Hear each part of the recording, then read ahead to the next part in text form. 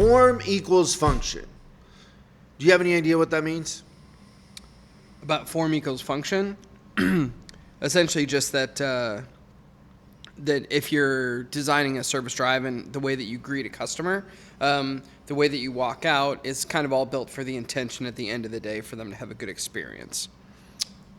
Let me give you an example. If Yes. you're a school bus driver and you have 32 kids to pick up, and you do that with your Kia Santa Fe, how's that going to work out? Without some rope, not good. Rope? What are you going to do with rope? It's for a different Crazy episode. best. What are you doing with rope? I'm just saying you got to get them all secure. And they stack well. Oh. You're going to stack kids on top of a Yeah, Santa Fe. that's why the roof rack's Okay, for. well, that's not safe, and we don't want to do that. All right. So it would probably be better to have a school bus. Way better. Okay, so that's form equals function is the system, the environment that we're in, the culture that we're in will dictate the function of things, right? So take, for example, our process in the drive with Service Drive Judo.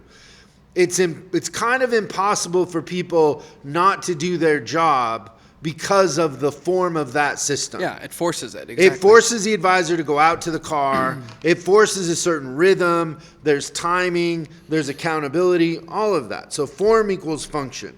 To be a good teacher, you also need to be good at creating systems that people can function inside of. It's not just about the teaching. It's about the environment and the system that's in place that encourages that. Yeah, and the system's built to make people, even the most average people, way more effective at the end of the day. Oh, by the way, does that sound like one of your worst nightmares? Like, let's say that you have a boy, a 5-year-old. So I have a kid. You have a 5-year-old kid. Now, did I have the kid or did my chick have the kid? She did, but you helped. It started with you. Do I take maternity leave? You can if you want. I don't know. It's kind of the thing these days. But you, your boy's first day of school, and you're sitting out at the bus stop, and then all of a sudden the big yellow school bus pulls up, and I'm the driver. What would you do? Carpool. Yeah. Like, would you just Let's say? start a local Would you just carpool? say go on? You'd wave the bus on. No, I'd flyer the neighborhood like rogue school bus driver, not safe.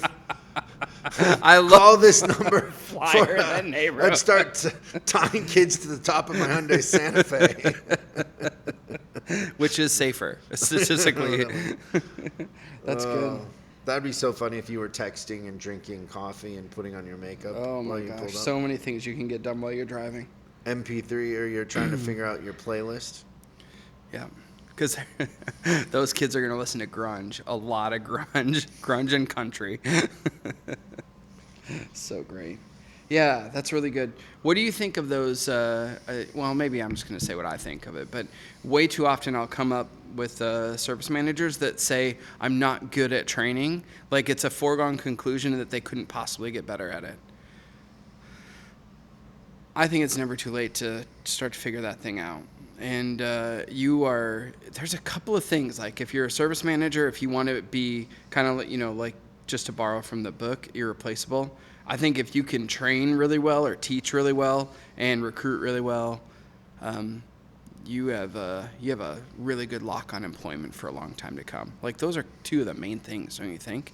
Well, I would say candidly, if you would verbalize that you're not good at teaching, you probably should go back to whatever it was you were doing before. Because one of two things. One is you could get good at it if you wanted to, so that tells me you don't have the want, because it's probably one of the most important parts of whatever it is that we're doing. And second is you just give up easy then. If that's your obstacle, if that's your hang up, you probably aren't meant for the job.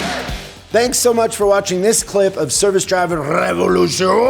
We're uploading new stuff every day, so make sure you subscribe and click the bell icon so you don't miss out. If you have a question you'd like us to answer on the show, call 8333-ASK-SDR and we'll answer your question on the show. That's 8333-ASK-SDR. For special deals on our books and training, head over to offers.chriscollinsinc.com. Now that's offers.chriscollinsinc.com. I'm Chris Collins, and I'll see you in the next video.